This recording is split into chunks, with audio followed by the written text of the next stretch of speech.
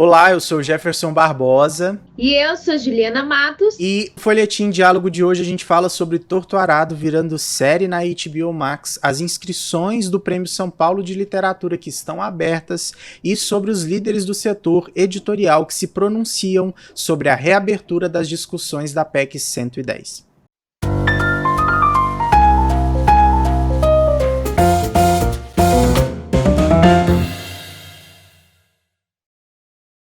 Bem, se esse é o primeiro vídeo que você assiste do nosso folhetim literário, esse é um novo quadro do nosso canal em que nós fazemos um apanhado geral das principais notícias da última semana desse universo de livros, literatura e cultura, né? Naquilo que tangencia os livros. É uma forma de nós incentivarmos você, né, e a gente também a ficarmos por dentro do que está acontecendo e ter um gancho aí para dialogarmos sobre os assuntos que estão em voga. Então, se você curte o que a gente faz, não deixe de se inscrever no nosso canal se você já não é inscrito, ativar o sininho para receber todas as nossas notificações e deixa a sua curtida nesse vídeo porque é de graça e nos ajuda a compartilhar o nosso conteúdo. Uma das principais notícias que nós tivemos nessa última semana foi a grande possibilidade de Torto Arado, do autor Itamar Vieira Júnior, virar série da HBO. Torto Arado, né, um dos livros que está aí há vários meses como um dos mais vendidos do Brasil. Inclusive eu e o Jefferson precisamos criar vergonha e ler Torto Arado. Então é um dos livros mais lidos e que sempre está sendo discutido aí e muito bem falado nos últimos tempos. E é uma ótima notícia, né, a possibilidade de virar série.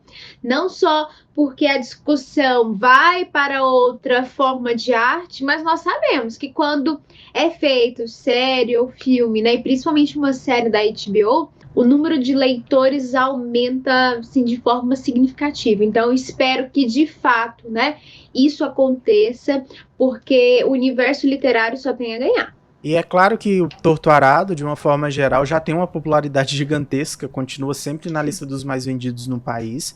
A obra foi vencedora do Prêmio Jabuti em 2020, mas vale lembrar que a gente está falando apenas de uma possibilidade, né? Todo o universo das séries e das produções cinematográficas é bem complicado. Então a HBO ela autorizou, né, a escrita do roteiro e depois, se o roteiro for aprovado, ela deve autorizar a criação de um episódio piloto e se for autorizado o episódio piloto, ela manda produzir a temporada inteira da série. Se for mais de uma temporada ou se for uma minissérie, a gente não sabe. Mas a gente já sabe que se for autorizado, quem vai dirigir é o Heitor Dália, que já ficou a cargo também de outra grande adaptação literária, que foi O Cheiro do Ralo, né? Então, assim, está em boas mãos e eu espero que dê certo. É um ponto que é sempre muito importante, né, para editores e para leitores, é o reconhecimento, né, da qualidade de uma obra por meio, né, de se vencer um prêmio, né? Seja o Jabuti, seja o Prêmio São Paulo de Literatura 2022.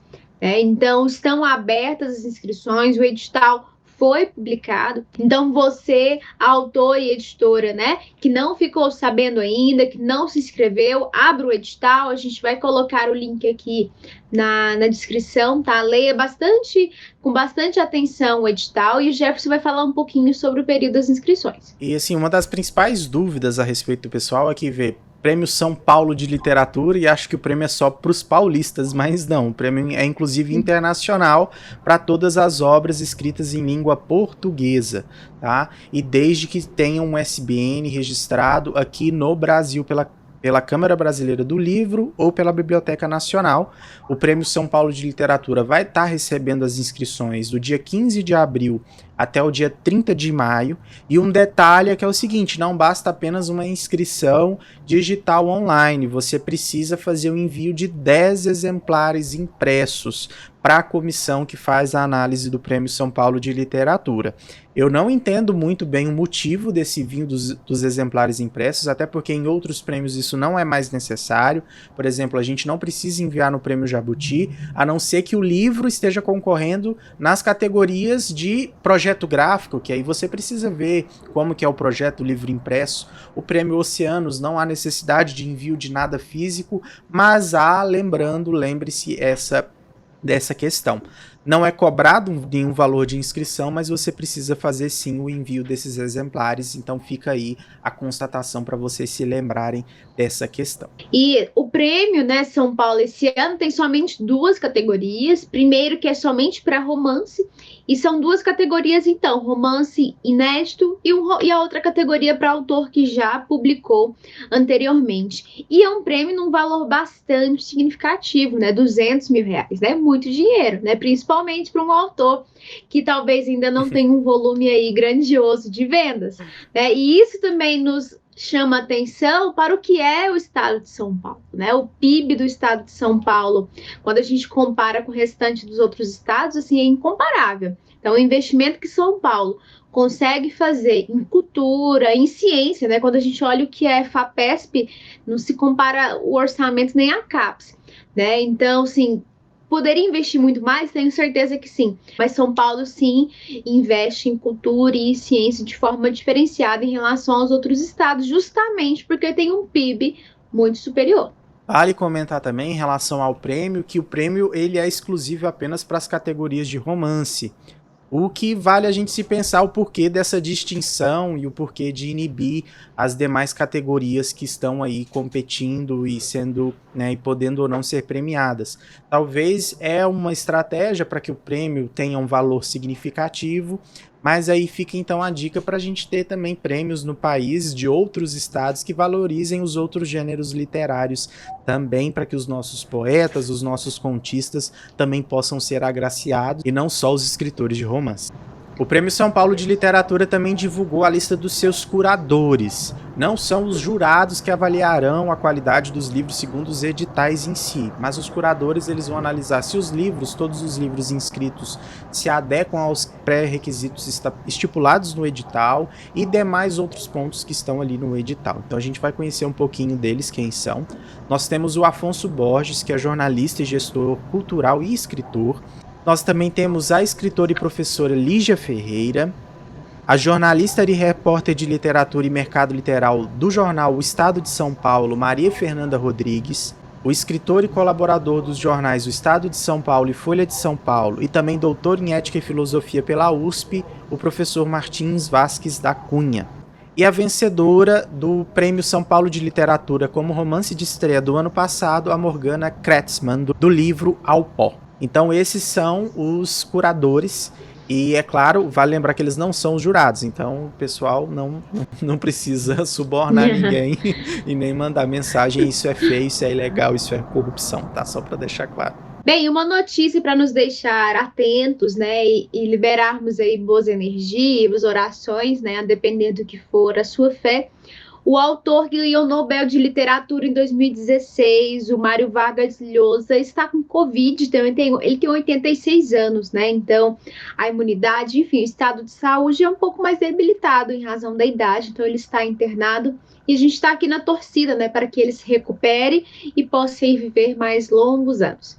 E outra notícia triste que infelizmente a gente, né, dá aqui hoje é sobre a aposentadoria forçada, né, do cartunista Ângeli, que se aposenta após um diagnóstico de afasia, que inclusive é a mesma doença que acomete o Bruce Willis, que também teve que abandonar sua carreira. O Ângeli ele publica, né, ele é um quadrinista, e além de todos os seus quadrinhos independentes, ele também publica na Folha de São Paulo desde 1973, que é o ano que minha mãe nasceu. Então ele está em ativa há muito tempo, comentando sobre a vida social e política do país. E eu acredito que é uma perda muito grande, né? E é um momento de comemorar a vida, o trabalho do Ângeli. Ele está deixando de ser quadrinista, mas em nenhum momento ele está deixando de ser o artista, o escritor, o quadrinista que ele foi, né? Ele está se aposentando, mas a gente tem que reverenciar e, né, fazer as homenagens que a gente pode nesse momento. E outra notícia que é muito importante nós comentarmos agora é sobre o posicionamento dos líderes do setor editorial brasileiro referente à PEC 110, que volta mais uma vez à discussão no Senado.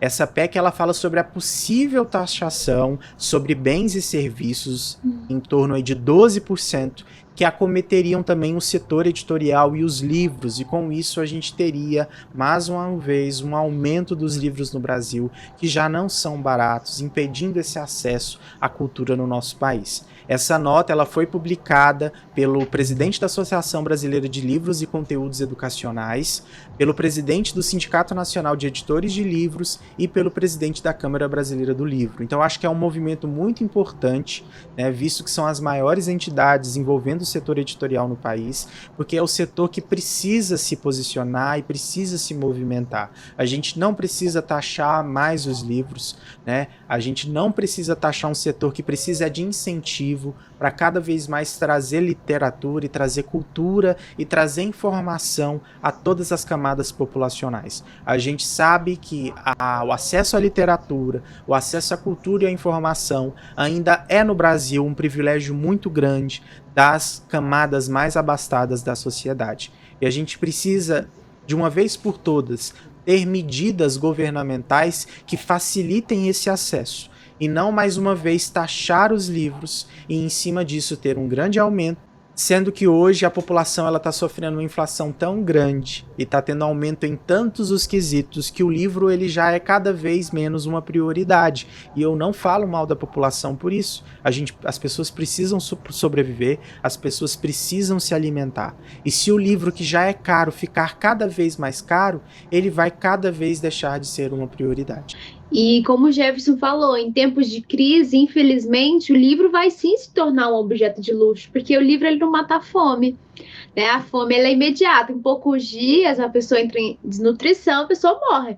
O livro, infelizmente, ele é uma morte silenciosa, é uma dominação silenciosa. Então, entre comer e ler livros, as pessoas jamais vão optar a ler livros, infelizmente. É como o Jefferson falou, a culpa não é da população, a culpa não é das editoras, não é dos autores. O que a gente precisa é da manutenção de uma Constituição, né, de um texto constitucional que valoriza a cultura, que valoriza o acesso à leitura, e de um Estado, então, que tem um comportamento ativo em prol do incentivo à cultura, né, incentivo à leitura de forma geral. E não, mais uma vez, jogarmos no colo da população e da população menos desfavorecida, né, a responsabilidade total aí de escolher entre comer ou comprar um livro. Então, leiam sobre isso, entendam por que o mercado editorial está batendo nessa tecla para que você possa sim apoiar. Principalmente se você já compra os seus livros, às vezes com tanto esforço, você precisa ir escolher entre comprar um livro e comprar uma roupa, comprar um sapato, por exemplo, que você, então, tenha um olhar atento a isso, entender por que as editoras estão denunciando essa questão. Eu quero destacar 2 pontos aqui que são levantados no artigo deles. A primeira é que eles disseram o seguinte, que com as manutenções da não isenção dos impostos, que é garantido desde a Constituição de 1946 e as outras futuras constituições que mantiveram essa isenção sobre os livros, a gente teve entre 2006 e 2011 um valor médio de queda do livro de 33%. E um crescimento de 90 milhões de exemplares. E se hoje a gente fizesse essa taxação, esse aumento do livro, ele iria para 20% em média. E o que eu acho mais legal que eles enfatizam no final do artigo é que o maior comprador de livros no Brasil é o próprio Estado. É o Ministério da Educação o maior comprador de livros hoje no Brasil. Então, assim, seria um aumento de preços para o próprio Estado.